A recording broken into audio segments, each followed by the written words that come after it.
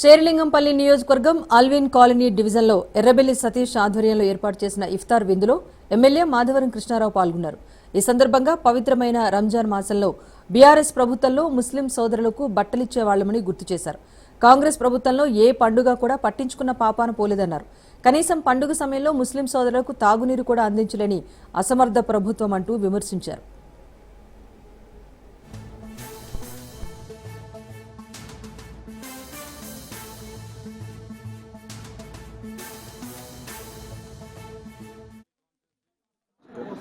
Alvin colony డివిజన్లో మా incharge Satish రావు గారి ఆధ్వర్యంలో ఇలా ఇఫ్తార్ విందు జరుపుకోవడం జరుగుతూ ఉంది. ముస్లిం సోదరులందరూ కూడా రంజాన్ శుభాకాంక్షలు తెలియజేస్తూ ఉన్నాం. మరి తెలంగాణ రాష్ట్రం ఏర్పడిన తర్వాత కేసీఆర్ గారి నాయకత్వంలో పెద్దగా ముస్లింలకు రంజాన్ పండుగ వస్తే ఆడపిల్లలకు బట్టలు ఇచ్చి మగపిల్లలకు బట్టలు ఇచ్చే కార్యక్రమం పెట్టాం. అది కూడా ఈ రోజున రద్దు చేశారు. ఇమాములకు 10,000 ఇస్తామని చెప్పి మోజన్లకు ఇస్తామని చెప్పి అది మోసం చేశారు.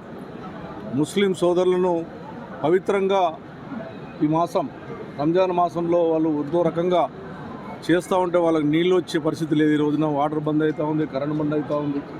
మరి 1 మంత్ వాళ్ళు ముస్లిం సోదరులు పవిత్రంగా దేశంలో కాకుండా వరల్లో కూడా ఈ రోజున రంజాన్ శుభాకాంక్షలు తెలియజేస్తున్నటువంటి సందర్భంలో హైదరాబాద్ నగరంలో ఉన్నటువంటి ముస్లిం సోదరులకు సక్రమంగా నీళ్లు సప్లై చేయమని చెప్పినప్పుడు కూడా వాళ్ళు సప్లై చేయకపోవడం వాళ్ళు ఇబ్బంది పడుతూ ఉన్నారు.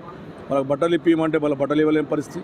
భగవంతుని పూజలలో కూడా మనం అందరం కూడా పార్టీలను పక్క పెట్టైనా సరే వాళ్ళకి మంచి చేయాలని చెప్పి నేను కోరుతా ఉన్నాను.